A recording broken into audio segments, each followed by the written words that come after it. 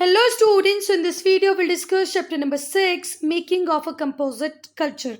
So student, in this video we'll discuss about two movements, that is Bhakti movement and Sufi movement. Student, many of the Sufi sons were respected by Indian kings, matlab Hindu kings, and many of the Hindu saints respected by Muslim kings, Nawabs. Okay, and these make the base of Hindu मुस्लिम को existence. Hindu मुस्लिम साथ में अगर रह पाए तो उसमें एक major role था किंग्स का, क्वींस का, नवाब्स का, कि उन्होंने सेंट को रिस्पेक्ट किया, भले वो हिंदू हो या मुस्लिम हो. हिंदूज में भी मुस्लिम्स में भी बहुत सारे लिबरल ग्रुप्स थे. लिबरल ग्रुप्स मतलब कट्टर पंथ नहीं था, मतलब लोग अपने रिलीजन को इम्पोर्टेंस देते थे पर दूसरे के रिलीजन को बुरा खराब भी नहीं बोलते थे. ठीक है, टॉलरेंस थी. तो एक टाइम था जब बहुत सारे लिबरल ग्रुप्स थे, वो हिंदूज में भी थे, मुस्लिम्स में भी थे, जो साथ में आए. ठीक है, हिंदू मुस्लिम सेंट साथ में आए, हिंदूज के सेंट मतलब संत, मुस्लिम्स के सेंट, मुस्लिम के जो संत थे वो साथ में आए. कई बार इन्हें रॉयल पेट्रोनेज भी मिला और इसी से को एग्जिस्टेंस में साथ में रहने का बेस क्रिएट हुआ, किसका, हिंदूज का और मुस्लिम्स का. बहुत सारे हिंदू प्रीस्ट थे जिनको रेस्पेक्ट करते थे मुस्लिम रूलर्स. उसी टाइम में सूफी संत, पीर बाबा, उनको भी इक्वल रिस्पेक्ट मिलती थी, उन्हें भी होली मैन की तरह ही ट्रीट किया जाता था. बहुत सारे जो रूलर्स थे, भले ही वो दिल्ली के हों या कहीं और के हों, even including the Mughals, were followers of Sufi philosophy. ये सब किसको फॉलो करते थे बेटा? सूफी फिलोसफी को. अगर हम सूफी ऑर्डर की बात करें तो Sufism was introduced in India in 11th century. कब आया सूफी मूवमेंट या सूफिज्म इंडिया में? 11th सेंचुरी में आया. कौन लेके आए? Sheikh Ismail of Lahore. Sheikh Ismail of Lahore India में सूफिज्म को लेके आए. कब लेके आए बेटा? 11th सेंचुरी में. ठीक है, जो सूफीज थे इंडिया में वो टू ऑर्डर्स में थे. उनको टू ऑर्डर्स में ग्रुप किया जा सकता है. The Sufis in India are grouped into two orders. Two order में ग्रुपिंग की जा सकती है उनकी. Moinuddin Chishti who came to India in 1192. Moinuddin Chishti जो थे वो इंडिया में आए थे 1192 में. उन्होंने चिश्ती ऑर्डर को फॉर्म किया, बनाया. दूसरे थे सूफी सेंट जो इसी चिश्ती ऑर्डर को आगे लेके गए. उनका नाम था निज़ामुद्दीन औलिया. ठीक है, इनकी जो दरगाह है, मतलब दरगाह मतलब इनका जो टूम है, वो कहाँ पर है बेटा? दिल्ली में है. और एक बहुत ही सेक्रेट प्लेस, मतलब पवित्र प्लेस की तरह जाना जाता था. तो चिश्ती ऑर्डर को इस्टेब्लिश करने वाले, फाउंड करने वाले थे मोइनुद्दीन चिश्ती. कब के? 1192 में. वो इंडिया में कब आए? 1192 में.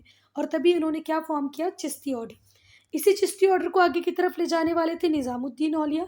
इनकी दरगाह दिल्ली में है. Shaikh Bahauddin Zakariya of Multan was responsible for founding Suhrawardi order in India. बेटा देखो, एक हुआ चिश्ती ऑर्डर जिसको स्टार्ट करने वाले थे कौन?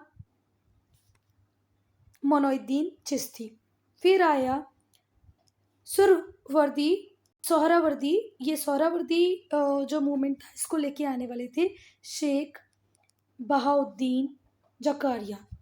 शेख बहाउद्दीन जकारिया जो मुल्तान से आए थे, वो किसके लिए रिस्पॉन्सिबल थे बेटा? सोहरावर्दी ऑर्डर. सोहरावर्दी ऑर्डर किसने बनाया? शेख बहाउद्दीन जकारिया ने.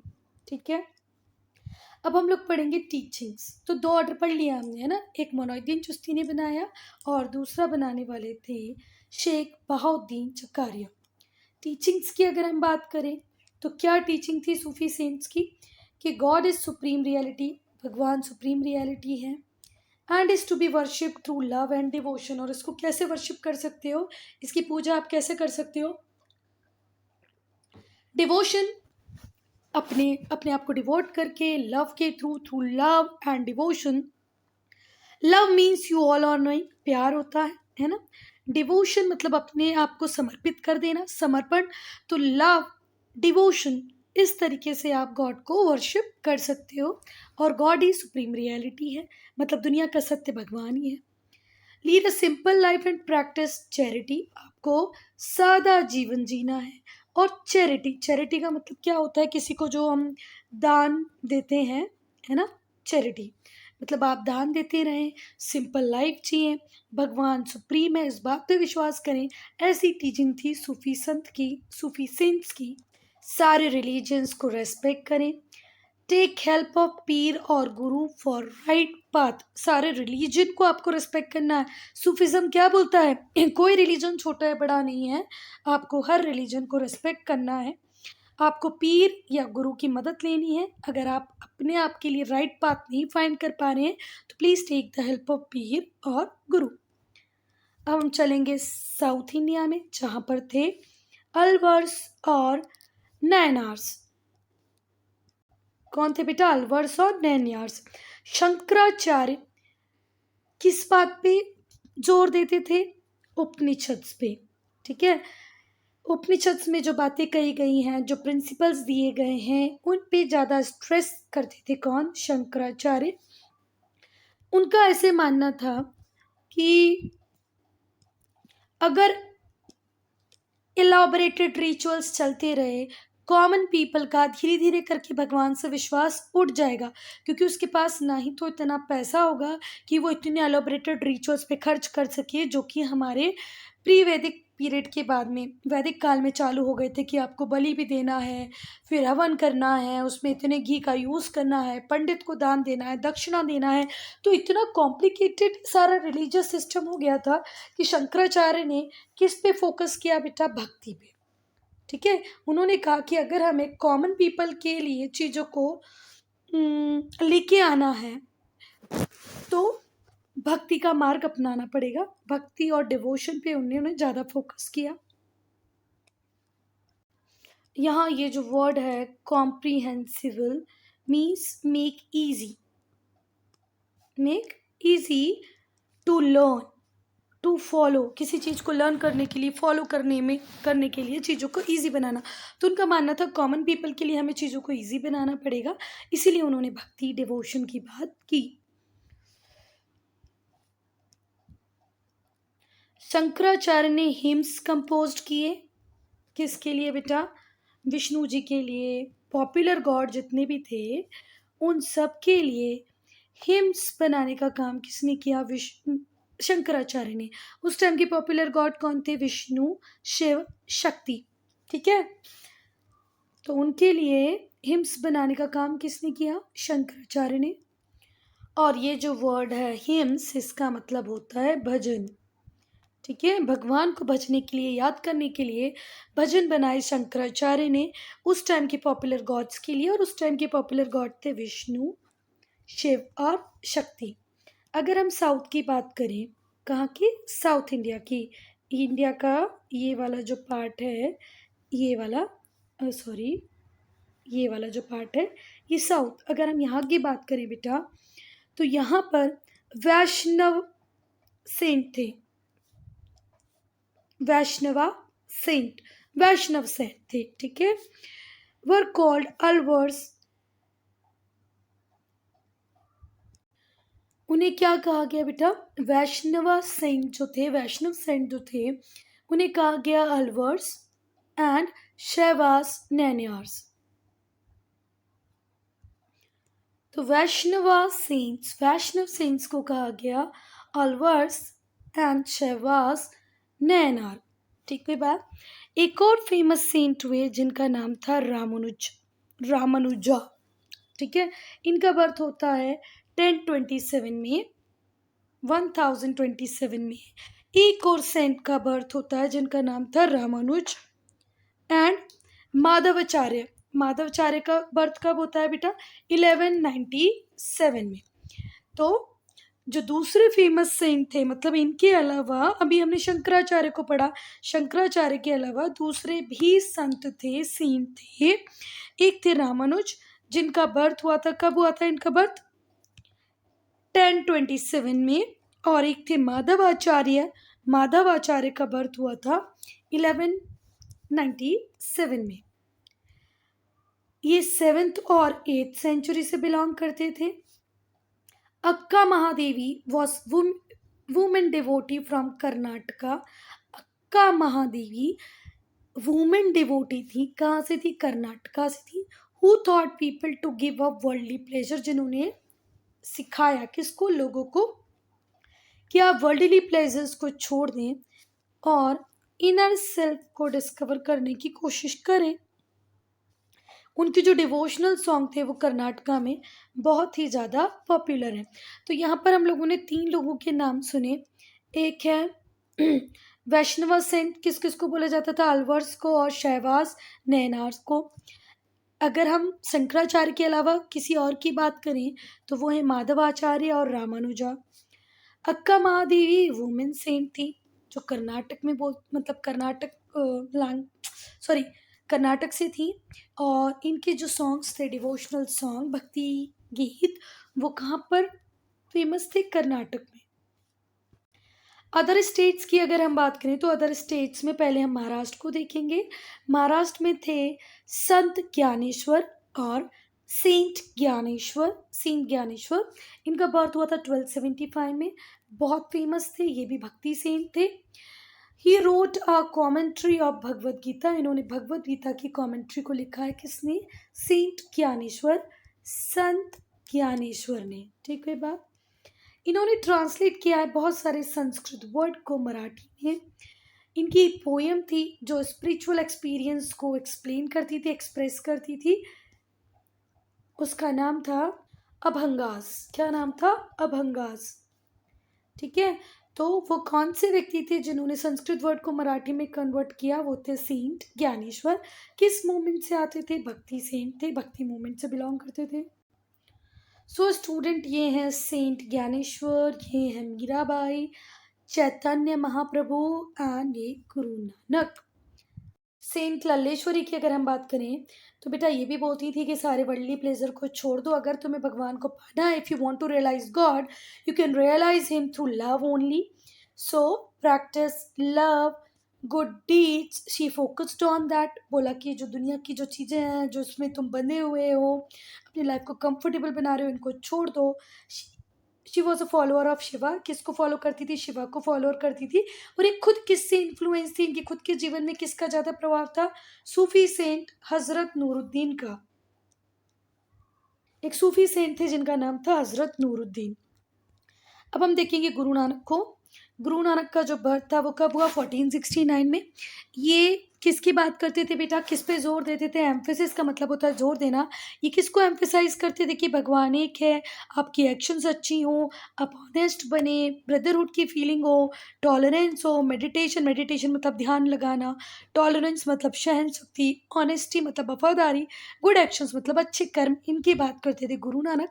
इनके जो डिसिप्लाइन, इनके जो फॉलोअर्स, इनके जो स्टूडेंट्स हुए उन्हें कहा गया six. Sikh word Sanskrit term शिष्य से डिराइव है और शिष्य का मतलब होता है डिसिप्लाई, स्टूडेंट, फॉलोअर। नानक ने हमेशा आइडल वर्शिप, मूर्ति पूजा, हम लोग करते हैं ना मूर्ति पूजा, ये वाला मुंह आएगा कि ये वाला मुझे नहीं पता, देख लेना। मूर्ति पूजा मतलब जो भगवान की बड़ी बड़ी मूर्ति बना के हम जो उसकी पूजा करते हैं, उसको इन्होंने कंडेम किया मतलब उसकी बुराई की, आलोचना की। And propagated the principle of religious tolerance, और हमेशा किसकी बात की? कि हमको एक दूसरे के रिलीजियस के टुवर्ड्स टॉलरेंट रहना चाहिए। ब्रदरहुड की बात इन्होंने की। ये कास्ट डिस्टिंक्शंस पे बिल्कुल बिलीव नहीं करते थे और सत्य नाम, ट्रू नाम की बात करते थे। अब हम देखेंगे मीराबाई। तो मीराबाई का बर्थ हुआ 1498 में, डेथ हुई 1546 में। ये राजपूत प्रिंसेस थी, राजकुमारी थी। कहाँ की? राजपूत राजकुमारी थी। और इन्होंने अपने आप को किसके टुवर्ड्स डिवोट किया था? कृष्ण के टुवर्ड्स, कृष्णा के टुवर्ड्स। वो एक जगह से दूसरी जगह घूमती, गाना गाती, गाना नहीं भजन करती, डिवोशनल सॉन्ग्स वो गाती थी। She wandered from place to place singing devotional song. कैसे सॉन्ग गाती थी? डिवोशनल। किस लैंग्वेज? गुजराती में। और कहाँ रहती थी? द्वारका में। कहाँ रहती थी? द्वारका में। राजपूत प्रिंसेस थी, हमेशा डिवोशनल सॉन्ग सिंग करती थी। किस लैंग्वेज में? गुजराती में। उसके बाद आए चैतन्य महाप्रभु। अगर हम चैतन्य महाप्रभु की बात करें तो इनका बर्थ हुआ है 1485 में, डेथ हुई 1533 में। ये कहाँ बॉर्न हुए? बंगाल में। And popularised Krishna cult in Bengal and Orissa. और इन्होंने कृष्ण जी को पॉपुलर किया बंगाल में और उड़ीसा में। इन्होंने इंपॉर्टेंस दी लव को, पीस को और ह्यूमिलिटी को। बेटा एक दूसरे के टुवर्ड्स लव हो, पीस हो, ह्यूमिलिटी हो, इसकी बात की चैतन्य महाप्रभु ने। इनकी जो टीचिंग्स हैं उनको कंटेन किया गया चैतन्य चरित्रामृत। चैतन्य चरित्रामृत में इनकी बातों को, इनके मैसेज ऑफ लव, पीस और ह्यूमिलिटी को लिखा गया। सेंट रामानंद, सेंट रामानंद, इनका बर्थ होता है 1370 में। Was a devote follower of Rama. Rama मतलब राम, हमारे जो राम जी हैं, जिनको हम लोग ऐसे गाते हैं ना, हरे रामा हरे कृष्णा, वो वाले राम हमारे राम जी की फॉलोअर थे सेंट रामानंद, सेंट रामानंदा। उनके जो डिसिप्लाय थे कबीर, वो भी कास्ट डिस्टिंक्शन, कास्ट में ये जो डिफ्रेंसिएशन है उसको कंडेम करते थे। जो रिचुअल्स हैं, जो प्रथाएं बन गई हैं, उनको भी पसंद नहीं करते थे। कौन? Kabir. Prominence of the priest, साथ में ही इन्हें मूर्ति पूजा, आइडल वर्शिप में भी कोई इंटरेस्ट नहीं था। इसकी उसको भी वो कंडेम करते थे। प्रोमिनेंस ऑफ प्रीस्ट, बेटा इस टाइम में जो प्रीस्ट थे, भले वो मौलवीज हों या हिंदू ब्राह्मण, मतलब जो ब्राह्मण से वो हों, ये लोग इतना प्रेशर क्रिएट कर देते थे कॉमन पीपल पे, ऐसा नहीं किया तो ऐसा हो जाएगा, ऐसा नहीं किया तो ऐसा हो जाएगा। इस वजह से लोग बहुत घबराने लग गए थे एलॉबरेटेड रिचुअल से। तो इसलिए जो कबीर थे उन्होंने स्ट्रेस किया, जोर दिया डिवोशन पे, ऑनेस्टी पे, प्योरिटी ऑफ हार्ट, आपका मन, आपका दिल साफ होना चाहिए, इसकी बात की कबीर ने। कबीर के जो फॉलोअर्स थे उन्हें कबीरपंथी कहा गया। उनकी टीचिंग्स को रिकॉर्ड किया बीजक में, विच मीन्स बीजक, सीड बुक। क्या बोला गया उसे? सीड बुक, बीजक। कबीर कास्ट सिस्टम के अगेंस्ट में थे and preached the brotherhood of man. वो कास्ट सिस्टम की कभी बात नहीं करते थे, आपस में भाईचारा रहे, इसी बात को उन्होंने हमेशा प्रमोट किया, अपने फॉलोअर्स को बोला। ठीक है, उनका मानना था कि जो गॉड है वो फॉर्मलेस है, तभी तो वो मूर्ति पूजा की बात नहीं करते थे। उनका मानना था कि गॉड का कोई फॉर्म ही नहीं है, कोई शक्ति है जो हमें चला रही है पर उसका कोई फॉर्म नहीं है। And could be worship by many names, और इसीलिए हम भगवान को अलग अलग नामों से वर्शिप कर सकते हैं। वही राम है और वही रहीम है। एक प्रेयर भी है ना ऐसी, तू ही राम है, तू रहीम है, तू करीम, कृष्ण खुदा हुआ, है ना। ये कबीर पंथ की बातें हैं। उनका बिलीव था कि जो अल्टीमेट गोल है सारे ह्यूमन बीइंग का वो क्या होना चाहिए? सोसाइटी का वेलफेयर करना, एक पीसफुल सोसाइटी को मेंटेन करना। तो अकॉर्डिंग टू कबीर पंथीज और कबीर, जो अल्टीमेट गोल है ह्यूमन बीइंग का वो है यूनाइटेड विद गॉड, भगवान के साथ मिलना। भगवान के साथ आप कब मिल पाओगे? जब आप पीस में होगे, जब आप हारमनी में होगे। तो पहले आपको पीस हारमनी को मेंटेन करना है और फिर किससे मिल पाएंगे आप? भगवान से। तो हिंदू हो या मुस्लिम हो, दोनों ही कबीर के फॉलोअर्स थे। अब अगर हम उनकी टीचिंग्स की बात करें तो टीचिंग्स में भक्ति सेंट्स ने, भक्ति में जो जितने भी संत थे उनका मानना था कि गॉड को आप कभी भी अचीव नहीं कर पाओगे रिचुअल से, सेक्रीफाइसेस से, एक गाय बैल बकरी की बलि दे देने से, उसको मार देने से आप कभी भी गॉड को अचीव नहीं कर पाओगे। आप जो ये इतने एलोबरेटेड रिचुअल्स करते हो, इससे कभी भगवान आपको नहीं मिलेंगे। अगर आपको भगवान को अचीव करना है तो आपको अपने हार्ट को प्योर करना पड़ेगा, सेल्फलेस लव करना पड़ेगा और अपने आप को डिवोट करना पड़ेगा गॉड को। अपने आप को समर्पित कर दो भगवान को, सेल्फलेस लव करो, हार्ट में प्योरिटी को मेंटेन रखो, then only you can achieve God. There is no role of rituals, sacrifices. Second चीज जो हमारे भक्ति सेंट्स हमें सिखाए गए हैं वो है all man equal, we all are equal. भक्ति सेंट ऑल द भक्ति saint ignore the caste concept. Caste का कंसेप्ट है, कास्ट सिस्टम है, इसको इग्नोर किया है सारे ही भक्ति संतों ने, सारे भक्ति सेंट्स ने। One can express his her भक्ति थ्रू डिवोशनल सॉन्ग। और इनका मानना ये था कि किसी भी चीज को लाकर, किसी भी चीज को भगवान को अर्पित करके, देख करके आप भगवान को अचीव नहीं कर पाओगे। अगर आपको भगवान को अचीव करना है और आपके पास कुछ भी नहीं है, तो भी आप अपने डिवोशनल सॉन्ग से, हिम से आप किसको अचीव कर सकते हो? गॉड को। तो अगर आपको आपकी भक्ति को एक्सप्रेस करना है तो आप वो कर सकते हैं डिवोशनल सॉन्ग से। और इनका एक फर्म बिलीव था कि सारे भक्त को, सारे डिसिप्लाई को, स्टूडेंट्स को किसके पास जाना चाहिए? गुरु के पास जाना चाहिए, टीचर के पास, for true knowledge. You can attain true knowledge with the help of guru only.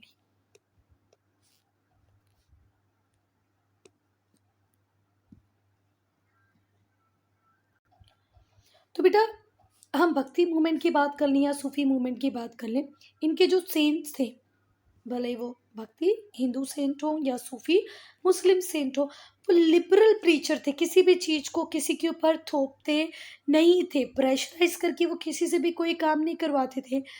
तो जो इनकी सिंप्लिसिटी थी, इनका जो बिलीव था सिंप्लिसिटी पे, किसकी सिंप्लिसिटी? रिलीजियस टीचिंग्स और जो प्रिंसिपल है उनको सिंपल तरीके से टीच करना है, ऐसा इनका बिलीव था।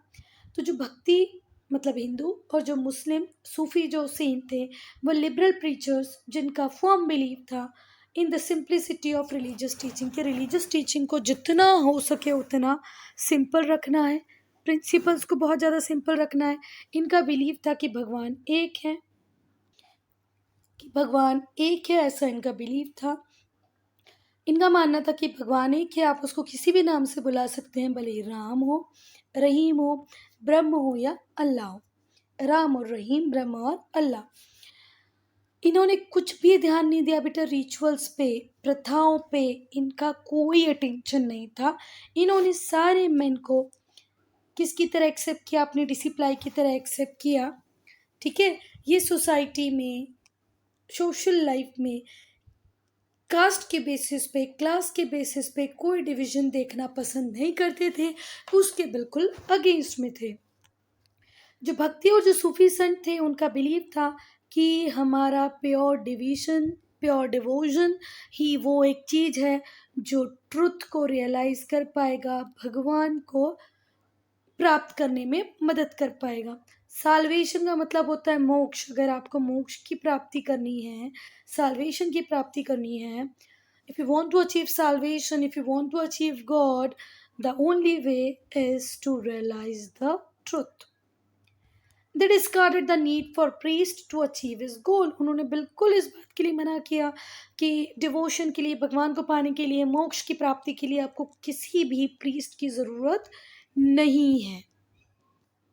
नहीं, आपके पास कोई प्रीस्ट होगा, आपके लिए कोई पूजा पाठ करे, उससे आपको कभी भी साल्वेशन नहीं मिल पाएगा। आपके लिए कोई और पूजा कर दे तो क्या इससे आपको भगवान की प्राप्ति होगी? नहीं होगी। तो इनका मानना ये था कि प्रीस्ट की कोई ज़रूरत नहीं है।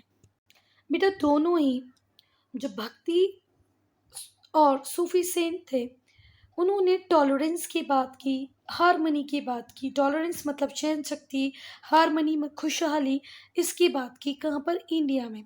तो अगर हम सोसाइटी पे इनके इम्पैक्ट की बात करें तो ऑब्वियसली बात एक पॉजिटिव इम्पैक्ट होगा ही। इनका जब मूवमेंट आया, इस मूवमेंट को भक्ति मूवमेंट हो या सूफी मूवमेंट को, इसको रिफॉर्म मूवमेंट की तरह देखा गया। रिफॉर्म मतलब सुधार करने वाली मूवमेंट। ये जो इनकी पॉलिसी थी को एग्जिस्टेंस की, ब्रदरहुड की, इसने मिडिवल इंडिया में सोसाइटी को स्ट्रेंथन किया। स्ट्रेंथन मतलब मजबूत किया। को एग्जिस्टेंस मतलब हिंदू और मुस्लिम साथ साथ में मिलके रह सकते हैं, ऐसी फिलॉसफीज थी इस भक्ति और सूफी संत की, सूफी सेंट्स की, जिन्होंने मिडवल पीरियड में इंडिया को स्ट्रॉन्ग बनाया। The saints were honoured bye all in society. Society में हर व्यक्ति इन सेंट्स को ऑनर करता था, रेस्पेक्ट करता था। बेटा, ये जो सेंट्स थे, भले वो भक्ति के हों या सूफी मूवमेंट के हों, वो लोगों को प्रीच करते थे, पढ़ाते थे, समझाते थे और अपने जो सॉन्ग्स थे, जो पोइट्री थी, उसको किस लैंग्वेज में कंपोज करते थे, बनाते थे बेटा? रीजनल लैंग्वेज में। रीजनल मतलब जहाँ पर वो हैं वहाँ की लोकल लैंग्वेज में, जैसे कि हिंदी, उर्दू, बंगाली, गुजराती और तमिल में। बाकी जो प्रीस्ट थे वो सिर्फ किसकी बात करते थे? संस्कृत की। आपको समझ में आती है तो ठीक है, नहीं आती है तो ठीक है। पर यहाँ पर भक्ति और सूफी मूवमेंट के इतने ज़्यादा फेमस होने के पीछे एक रीज़न ये भी था कि इनके जो सेंट थे वो हिंदी, उर्दू, बंगाली, गुजराती, तमिल लोकल लैंग्वेजेस में प्रीच करते थे। डिवोशनल सॉन्ग्स बनाते थे जो लोगों को एकदम से समझ आ जाते थे। किसके लिए? मासेस के लिए, लोगों के लिए, लोगों को समझ आ जाते थे। इससे एक नए तरीके की सोच, नए लिटरेचर का जन्म हुआ और लोग इसको एंजॉय करने लगे। फिर वॉज द फर्स्ट टाइम, ये पहला टाइम था कि कंपोजिशंस लोगों के लिए बनाए गए। ठीक है। Find that the composition were made for the people and संग फॉर देम। लोगों के लिए बनाए गए, लोगों के लिए गाए गए। जो सेक्रेड लिरिक्स थे, जिन्हें हम भजन बोलते हैं, sacred lyrics, bhajan, were made popular bye group singing that involve the people. बहुत सारे लोग इकट्ठे बैठ के जब सिंगिंग करते थे सेक्रेड लिरिक्स को, भजन को, इस तरीके से वो बहुत ज़्यादा पॉपुलर हुए। आज भी आप लोग देखना, आपकी मम्मियाँ भजन में जाती होंगी, है ना? तो ये भी एक डिवोशन का, गॉड को रीच करने का, पाने का एक तरीका है। अब हम देखेंगे जो कृष्ण कल्ट था। कल्ट का मतलब होता है बेटा पंथ। क्या मतलब होता है कल्ट का? पंथ मतलब होता है, ये बहुत ज़्यादा पॉपुलर था ब्रजभूमि में। ब्रजभूमि कहाँ पर है? यमुना की वैली पर है, यमुना नदी के किनारे ब्रजभूमि में कृष्ण कल्ट बहुत ज़्यादा फेमस हुआ। किसकी रीन में? अकबर की। अकबर थे मुगल रूलर, मुस्लिम रूलर चाहते तो ऐसा नहीं भी होता, पर उनको इस बात से कोई प्रॉब्लम नहीं थी। वो हिंदूज को भी वैसे ही ट्रीट करते थे जैसे मुस्लिम्स को। इसी टाइम में 8 डिसिपल किसके? वल्लभाचार्य के, और उनका अपना बेटा विट्ठलनाथ। वल्लभाचार्य, उनका अपना बेटा विट्ठलनाथ, और उनके 8 स्टूडेंट्स। किसके 8 स्टूडेंट? वल्लभाचार्य के 8 स्टूडेंट। इन्होंने लिखा, इन्हें मिला के कहा गया अष्टछाप। क्या बोला गया? अष्टछाप। तो ये जो अष्टछाप थे, इनमें से बहुत ही ज़्यादा नोटवर्दी और फेमस थे सूरदास। ये एक ब्लाइंड पोएट थे, जन्म से ही अंधे थे। इनका एक फेमस कंपोजिशन है जिसका नाम है सुर सागर। वो उन्होंने ब्रज भाषा में ही लिखा हुआ है, जिसमें उन्होंने कृष्ण की अर्ली लाइफ को लिखा है। फिर से कृष्ण कल्ट। कल्ट का मतलब होता है पंथ, a group of people. Krishna जो जिनकी सेम आइडियोलॉजी हो, a group of people who is having same ideology, उसे क्या कहा गया? पंथ। वो बहुत ज़्यादा पॉपुलर हुआ ब्रजभूमि। ब्रजभूमि कहाँ पर है? यमुना वैली पर है। किस रीन में? अकबर की रीन में, जब अकबर शासक थे, अकबर रूल कर रहे थे। ये डिसिप्लाय वल्लभाचार्य के और उनका खुद का बेटा विट्ठलनाथ, इन्हें कहा गया अष्टछाप। इनमें से एक बहुत फेमस थे जिनका नाम था सूरदास। उन्होंने सुरसागर लिखा है जिसमें कृष्ण की अर्ली लाइफ को लिखा है। ठीक है। इनके दूसरे, अगर हम दूसरे वर्क की बात करें, इस स्कूल के दूसरे वर्क की बात करें तो वो है रस पंचाध्याय, जिसको लिखा है नंददास ने। 84 वैष्णवा, 84 वैष्णवा की व्रता लिखने वाले हैं विट्ठलनाथ। प्रेम वर्तिका लिखी है रशखान ने, जो कि मुस्लिम डिसिप्लाय थे विट्ठलनाथ के। रशखान मुस्लिम थे, पर किसके डिसिप्लाय थे? विट्ठलनाथ के। उन्होंने क्या लिखी? प्रेम वर्तिका। बहुत सारे राइटर्स हुए, किस कल्ट में भी, राम कल्ट में भी। अब देखो, एक कृष्ण कल्ट था जिसमें कृष्ण को लोग मानते थे। दूसरा राम कल्ट था, राम का पंथ, जिसमें लोग रामा को मानते थे, राम को मानते थे। रामा कृष्णा, हम लोग कृष्ण, राम, कृष्ण बोलते हैं, इसी को इंग्लिश में कृष्णा, रामा। और खैर, हमारे जो पुराने अगर हम सॉन्ग्स की बात करें तो उसमें भी हमने देखा है, सुना है, हरे कृष्णा हरे रामा, है ना? तो अगर हम राइटर्स की बात करें राम कल्ट की, तो उसमें बहुत फेमस हुए तुलसीदास। उन्होंने लिखी है रामचरितमानस। तुलसीदास ने क्या लिखी है? रामचरितमानस, जो किसकी लाइफ पे है? रामा की लाइफ पे। केशवादास, जिनका बर्थ हुआ था 1580 में, वो भी बहुत नोन है। जो राइटर्स थे जो इस टाइम में फ्लरिश हुए, किसके टाइम में? शाहजहां के, वर्दा, त्रिपाठी ब्रदर्स एंड सुंदर सेनापति।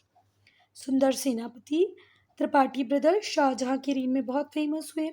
बंगाल ने भी देखा किस कल्ट को, वैष्णव लिटरेचर के कल्ट को। देखो, एक है श्री राम को मानने वाले, एक श्री कृष्ण को मानने वाले, एक श्री विष्णु को मानने वाले, तो वैष्णव कल्ट विष्णु जी के लिए। भक्ति सेन श्री चैतन्य बहुत पॉपुलर फिगर थे हर घर के। एक बड़ा पूल था ऑथर्स का, राइटर्स का, एक बहुत बड़ा ग्रुप था जो इस टाइम में फ्लरिश हुआ, मतलब बहुत ज़्यादा फेमस हुआ। इनमें से सबसे ज़्यादा फेमस थे कृष्णदास कविराज, द ऑथर ऑफ चैतन्य चरितामृत। चैतन्य चरितामृत लिखने वाले थे कृष्णदास, जो कि किसकी बायोग्राफी थी? श्री चैतन्य की। श्री चैतन्य की बायोग्राफी है चैतन्य चैतन्य चरितामृत। कृष्णदास कविराज का जन्म हुआ था 1517 में। कहाँ पर हुआ था बेटा? बुर्धवान में। वर्धमान, वर्धमान, आज उसको बोलते हैं बुर्धवान। इसके इस टाइम के दूसरे राइटर्स थे वृंदावन दास, जिन्होंने चैतन्य भागवत लिखी है, जो बंगाल सोसाइटी पे भी कुछ चीज़ों को इतने अच्छे तरीके से बताती है कि हमें इसे पढ़ना चाहिए। तो वृंदावन दास ने बंगाल की सोसाइटी पे भी कुछ लिखा है। चैतन्य भागवत के ये राइटर हैं। ये हैं बेटा तुलसीदास और ये हैं सूरदास, जो बचपन से ही अंधे थे। इसके बाद हुए जैनंद। जैनंद ने लिखी है चैतन्य मंगल। त्रिलोचन दास, इनका जन्म हुआ 1523 में, बॉर्न हुए 1523 में। किस डिस्ट्रिक्ट में? वर्धमान। इन्होंने चैतन्य मंगल कंपोज किया। नरहरि चक्रवर्ती ने क्या लिख दिया बेटा? भक्ति रत्नाकर। भक्ति रत्नाकर लिखने वाले थे नरहरि चक्रवर्ती। चैतन्य मंगल लिखी है त्रिलोचन दास ने। जयनंद ने लिखी है चैतन्य मंगल। इस टाइम में जो भी मुगल रूलर हुए बेटा, उन्होंने एजुकेशन को बहुत एनकरेज किया। जो एजुकेशन को प्रमोट कर रहे थे, जहाँ पर एजुकेशन की फील्ड बढ़ रही थी, वहाँ पर उन्होंने लोगों को बड़ी बड़ी ज़मीनें दान में दे दी। मॉस्क्यू मतलब जो मस्जिद थी, मॉन्टेसरीज, स्कॉलर्स, सेंट, इन सबको मनी दी, पैसा दिया, मॉनेटरी गेन्स दिए कि आप जाओ शिक्षा को फैलाओ, एजुकेशन को स्प्रेड करो, भले वो मॉस्क्यू हो, मोनेस्ट्रीज हो। इसको मैंने कुछ और पढ़ दिया था ना अभी गलती से, हाँ मोनेस्ट्रीज, हाँ नॉट मोन्टेंसरी, मोनेस्ट्रीज। मोनेस्ट्रीज मतलब जो बुद्ध की जो मोनेस्ट्रीज थी, इन उन मॉनेटरी गेन्स मतलब पैसा दिया। किसको दिया? मॉस्क्यू। मॉस्क्यू का मतलब होता है मस्जिद। मोनेस्ट्रीज बुद्ध की जो थी, स्कॉलर्स को, सेंट को बहुत सारा पैसा दिया so that they can spread and encourage education. Humayun ने मदरसे इस्टेब्लिश किए, प्राइमरी स्कूल्स, किसके लिए? मुस्लिम्स के लिए, दिल्ली में। और फिर and converted the pleasure house built by Sher Shah at पुराना किला into library। पुराना किला में शेर शाह ने एक प्लेजर हाउस बनाया था, उसको भी इन्होंने काय में कन्वर्ट कर दिया? लाइब्रेरी में। किसने? हुमायूं ने।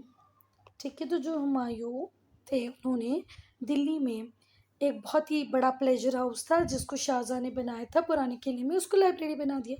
अकबर ने हिंदूज को भी परमिशन दी कि वो मदरसे में पढ़ सकते हैं। फिर एम्परर जहांगीर ने मदरसे को रिपेयर कराया, उनके नंबर को बढ़ाया।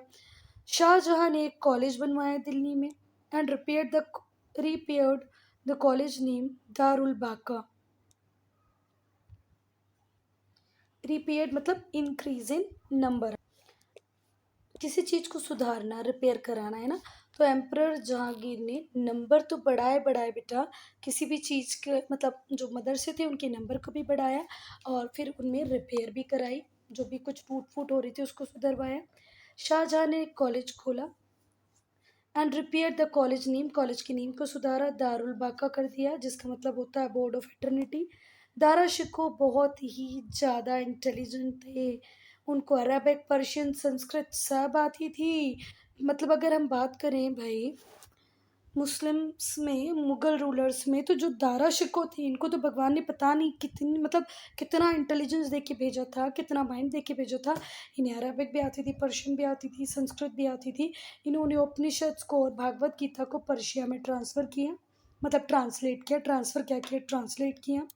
उन्होंने बहुत सारे वर्क्स सूफी फिलॉसफी में भी किए, and a calendar of Muslim saint, और किस पे, मुस्लिम सेंट के कैलेंडर पे।